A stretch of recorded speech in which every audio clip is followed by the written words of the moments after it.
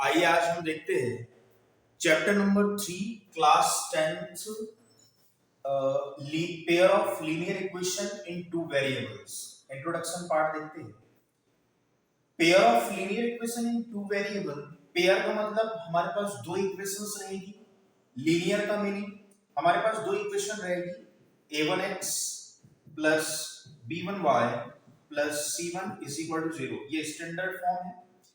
Pair मतलब दो equation a2x plus b2y plus c2 is equal to 0। ऐसे pair में दो इक्वेशन रहेगी। पेयर में दो इक्वेशन क्यों?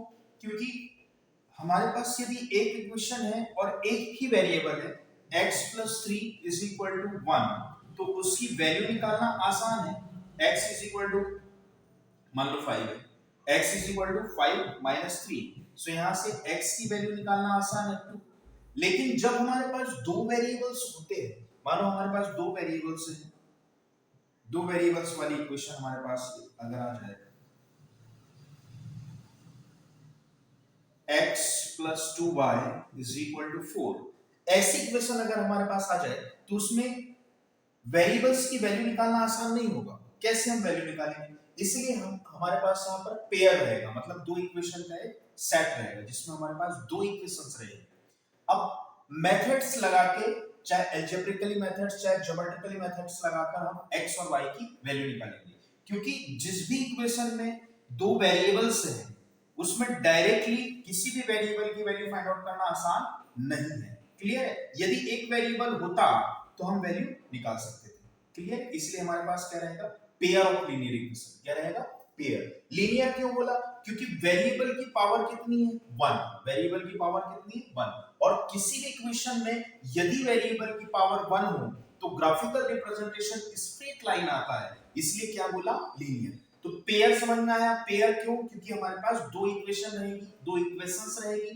लीनियर क्यों? क्योंकि वेरिएबल की पावर 1 है और जिस भी इक्वेशन या एक्सप्रेशन में वेरिएबल की पावर 1 होती है हम उसे लीनियर कहते हैं। इक्वेशंस क्यों? हमने पॉलिनोमियल के इंट्रोडक्शन पार्ट में देखा था कि जिसमें LHS RHS दोनों हो, constant variable unknown quantity known quantity हो, उसे हम क्या बोलेंगे? इक्वेशंस इन टू वेरिएबल। ये इक्वेशन है इन टू वेरिएबल। कैसे? x और y, इसमें दो वेरिएबल्स हैं, तो इसका पूरा मीनिंग हुआ। पेयर क्यों दिया हमने, उसका मीनिंग समझा। लीनियर क्यों बोला? क्योंकि वेरिएबल की पावर 1 है। इक्वेशंस क्यों बोला? LHS है RHS है, वेरिएबल्स की कांस्टेंट की इनटू वेरिएबल, क्योंकि x और y दो वेरिएबल्स हैं। क्लियर है? तो ये स्टैंडर्ड फॉर्म है। कौन सा फॉर्म है? Standard form. A pair of linear equation in two variables x and y can be represented algebraically या स्टैंडर्ड फॉर्म बोलते हैं इसको। a1x plus b1y plus c1 is equal to 0 and a2x plus b2y plus c2 is equal to 0। ये standard form है, इसका हिंदी में हम कहेंगे मानक रूप है। इसी फॉर्म में linear equation in two variables का एक सेट हमें गिवन होगा, जहां पर a1, a2, b1, b2 and c1, c2 are real number. Real number में से कोई भी नंबर इनकी प्लेस पर हो सकते हैं। क्लियर? तो आई होप कि आपको डेफिनेशन समझ में आई होगी, स्टैंडर्ड फॉर्म समझ में आया होगा। अब हमारे पास यहाँ तीन कंडीशन होती है। यदि हम इन इक्वेशंस को सॉल्व करें ग्राफिकली और ग्राफ पेपर पर शो करें, कार्टेशियन प्लेन पर शो करें, तो हमारे पास तीन कंडीशन बनती है। एक इक्वेशन से हमें एक लाइन मिलेगी, स्ट्रेट लाइन, दूसरी इक्वेशन से दूसरी स्ट्रेट लाइन मिलेगी, और दो स्ट्रेट लाइन की हमारे पास पॉसिबल 3 कंडीशंस हो सकती है। जब दो स्ट्रेट लाइन को ग्राफ पर शो करेंगे तो हमारे पास पॉसिबल 3 कंडीशंस हो सकती है। पहली condition intersecting line. Intersecting line के लिए कंडीशन है कि if a1 upon a2 is not equal to b1 upon b2, इस टाइप की कंडीशन हमें यहां से मिले तो हम बोलेंगे कि लाइंस कैसी है? इंटरसेक्टिंग। लाइंस कैसी है? इंटरसेक्टिंग। जैसे कोई equation milli 2x plus 3y is equal to 4 and 5x plus 7y is equal to 5। यहां से हमने देखा कि a1 upon a2 अर्थात 2 upon 5, यहां से देखा 3 upon 7, ये दोनों इक्वल नहीं है, अर्थात हमारे पास ये वाली कंडीशन है तो हम बोल सकते हैं कि लाइंस आर इंटरसेक्टिंग, मतलब यूनिक सॉल्यूशन होगा। क्या होगा? Unique solution. कैसा होगा? Unique solution. और इस इक्वेशन, इन दोनों इक्वेशंस की लाइन जो होगी वो इंटरसेक्टिंग होगी। कैसी होगी? इंटरसेक्टिंग। इंटरसेक्टिंग पॉइंट होगा कोई भी पॉइंट कंसीडर किया x, y, जो दोनों इक्वेशंस को बारी-बारी से सेटिस्फाई करेगा। क्लियर है? दोनों इक्वेशन को x एंड y की वैल्यू, दोनों इक्वेशंस को x और y की प्लेस पर, x और y की जगह पर रखने पर दोनों इक्वेशंस को क्या करेगी? सेटिस्फाई करेगी। तो यूनिक सॉल्यूशन है, मतलब एक सॉल्यूशन है, दोनों लाइन एक जगह इंटरसेक्ट करेगी, उसके अलावा कहीं भी इंटरसेक्ट नहीं करेगी, इसलिए इसको बोला if we get a1 upon a2 is not equal to b1 upon b2 in the particular pair of equation, उसका मीनिंग निकलता है कि इनकी लाइंस ग्राफ पेपर पर इंटरसेक्टिंग होगी और इंटरसेक्टिंग पॉइंट के जो कोऑर्डिनेट होंगे x, y, वो दोनों इक्वेशंस को क्या करेंगे? सेटिस्फाई करेंगे। क्लियर? इसमें बोलेंगे हम यूनिक सॉल्यूशन। क्या बोलेंगे? Unique solution. क्लियर है? इसके लिए इक्वेशन का क्या होगा? Unique solution. Clear?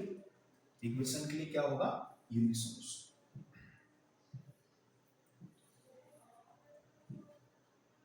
a1 upon a2 is not equal to b1। Second condition हम देखते हैं, एक ही सॉल्यूशन होगा जो कि यूनिक होगा। सेकेंड कंडीशन हम देखते हैं कि if, second condition,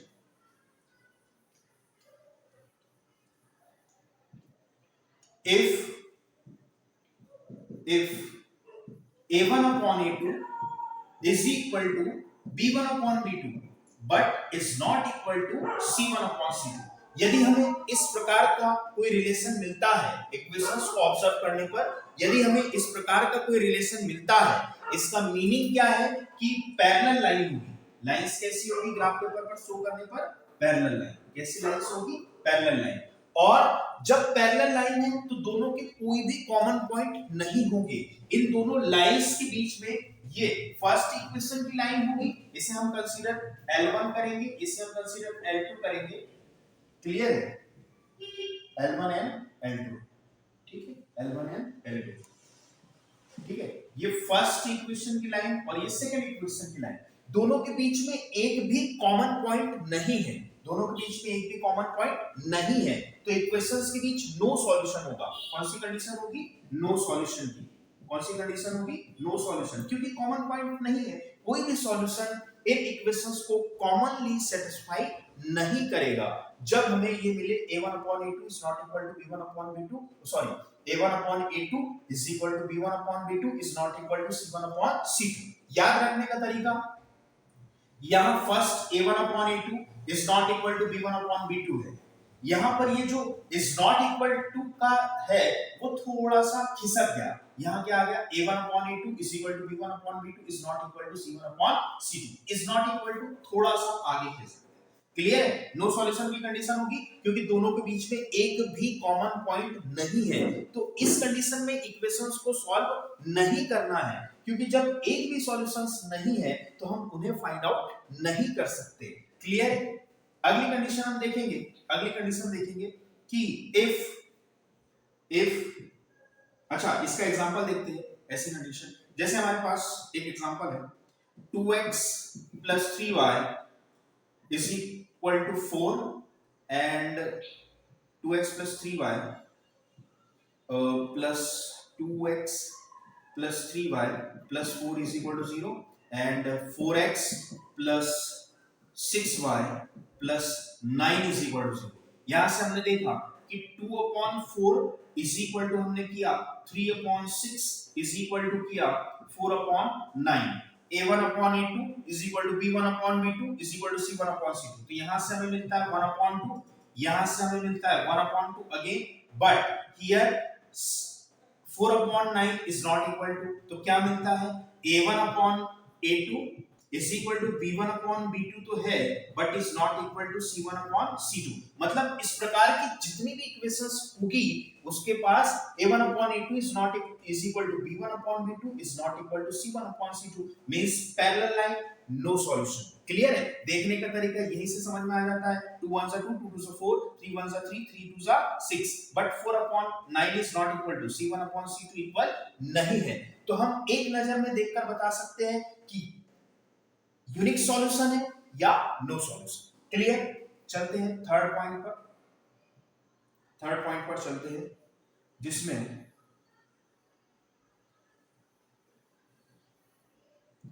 third point, यदि हमें मिले if a1 upon a2 is equal to b1 upon b2 but is not equal to c1 upon is equal to c1 upon c2 is equal to c1 upon c2, ऐसी condition जब हमें मिले तो many solution और coincident होगी। Lines कैसी होगी? Coincident या ओवरलैप। लाइंस कैसी होगी? ओवरलैप।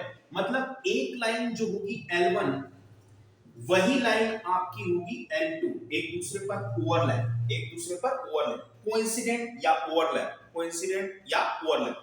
मतलब सारे के सारे पॉइंट दोनों इक्वेशंस के एक ही है, लाइंस के जितने भी पॉइंट हैं वो एक ही है। इस कंडीशन में इक्वेशंस के पास होगा मेनी सॉल्यूशन या इनफाइनाइट सॉल्यूशन, मेनी सॉल्यूशन या इनफाइनाइट सॉल्यूशन। क्लियर? हमें इक्वेशंस कैसी मिलेगी? अच्छा, तीनों को याद रखने का तरीका, a1 upon a2 is not equal to b1 upon b2। Clear है? अब ये इज नॉट इक्वल टू थोड़ा सा आगे खिसक गया तो a1 upon a2 is equal to b1 upon b2 is not equal to c1 upon c2, no solution. अब ये is not equal to completely खिसक गया तो a1 upon a2 is equal to b1 upon b2 is not equal to c1 upon c2। First condition में intersecting line अगर ये मिलता है, क्लियर है, यूनिक सॉल्यूशन। कौन सा सॉल्यूशन? Unique solution. यहां मिलेगा हमें कौन सा? Unique solution. क्या मिलेगा? Unique solution. यहां पर मिलेगा नो सॉल्यूशन क्योंकि एक भी पॉइंट कॉमन नहीं है। यूनिक क्यों? क्योंकि सिर्फ एक पॉइंट कॉमन है, इसके बाद कोई भी पॉइंट कॉमन नहीं होगा। यहां मेनी सॉल्यूशन क्योंकि सारे के सारे पॉइंट्स कैसे कॉमन है। क्लियर? इसका एग्जांपल होगा जैसे 2x + 3y + 4 is equal to 0 और यहां पर 4x + 6y + 8 is equal to 0। यहां से देखा 1/2, यहां से भी देखा 3 1 3 3 2 6 1/2, यहां से देखा 4 1 4 4 2 8 1/2। तो हमें कैसे, इस एग्जांपल में हमने देखा कि 2 1 2 2 2 4 3 1 3 3 2 6 4 1 4 4 2 8। तो यहां देखा a1 upon a2 is equal to b1 upon b2 is equal to c1 upon c2 means many solution. Means क्या होगा? Many solution. तो ये इंट्रोडक्शन पार्ट था। क्लियर है? Linear equation in two variable.